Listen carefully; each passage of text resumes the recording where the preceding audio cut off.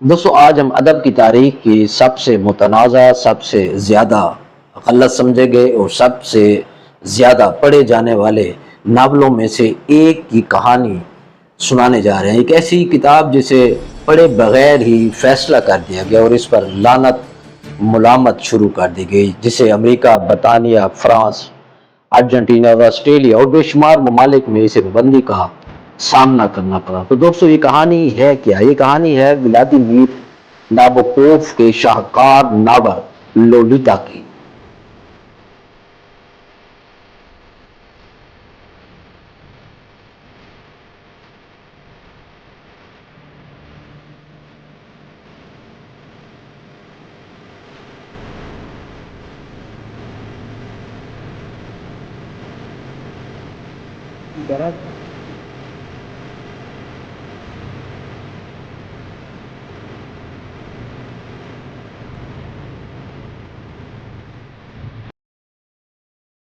دوستو یہ ناول 1955 میں پہلی بار شائع ہوا اور اسے کوئی پبلشر چھاپنے کے لیے تیار نہیں تھا۔ ایک نے کہا یہ تو سراسر فحش ہے۔ آخرکار فرانس میں اسے چھاپا گیا، لیکن اس پر پھر پابندی لگ گئی۔ برطانیہ نے تو 1955 سے 1959 تک اس کی درآمد تک پابندی عائد کر رکھی تھی،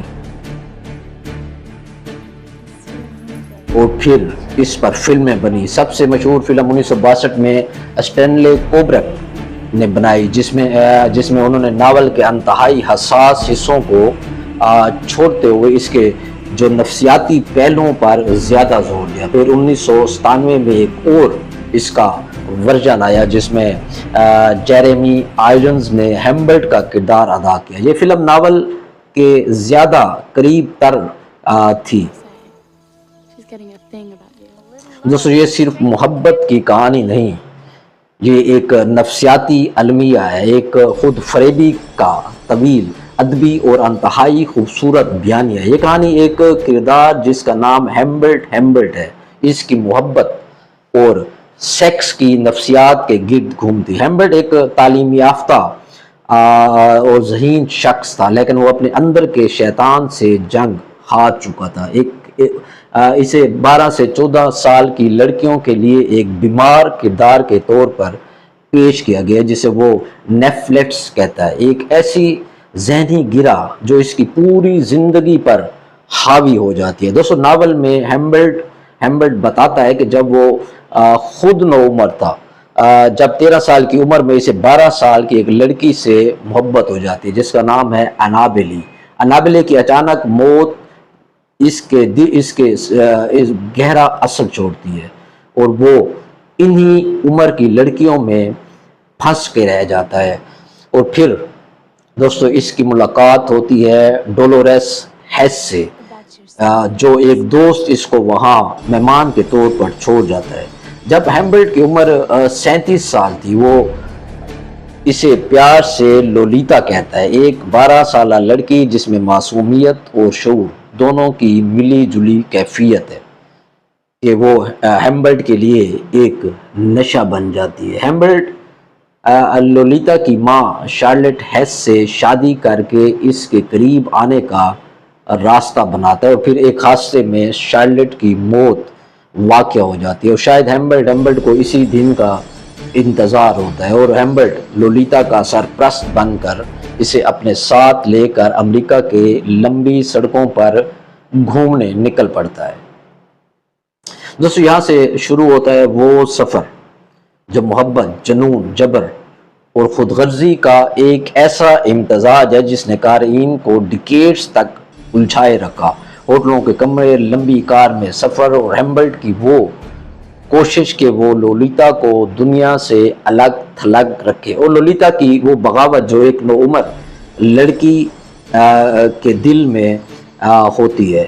لیکن کہانی دوستو یہیں ختم نہیں ہوتی، ایک اور کردار اس ڈرامے میں داخل ہوتا ہے۔ وہ کردار ہے کلیئر کوالٹی، ایک پراسرار ڈرامہ نویس جو لولیتا کو ہیمبرٹ کے کنٹرول سے آزاد کرانے کے لیے اسے بھگا لے جاتا ہے۔ سالوں بعد ہیمبرٹ اسے ڈھونڈ نکالتا ہے اور وہ انتقام کی آگ میں اسے قتل کر دیتا ہے۔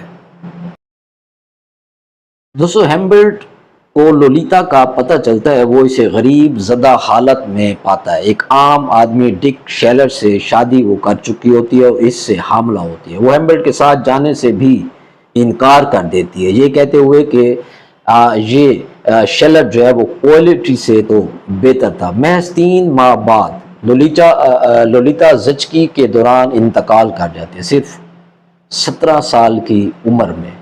دوستو قتل کے بعد ہیمبلٹ کو گرفتار کر لیا جاتا ہے اور وہ جیل میں یہی کہانی فلم بند کرتا ہے، یہی ناول جسے لولیتا کہا جاتا ہے۔ مقدمے کا انتظار کرتے ہوئے وہ دل کے دورے سے ہیمبلٹ انتقال کر جاتا ہے۔ دوستو یہ کہانی محض ایک جنونی محبت کی داستان نہیں، ایک انتباہ ہے، ایک اس بات کا کہ محبت اور جنون کے درمیان ایک باریک لائن ہے، کس طرح ایک خود غرض جنونی نے ایک معصوم زندگی کو تباہ کر دیا۔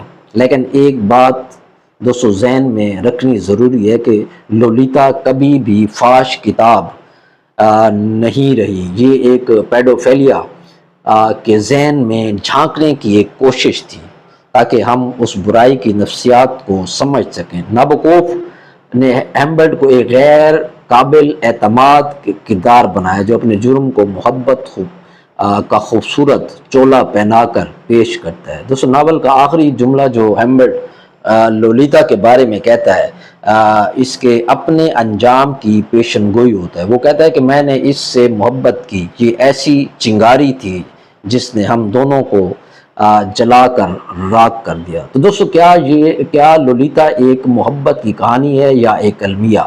اس کا جواب آپ نے ضرور دینا ہے، اور آپ کا بہت شکریہ۔ چینل کو ضرور سبسکرائب کیجیے گا۔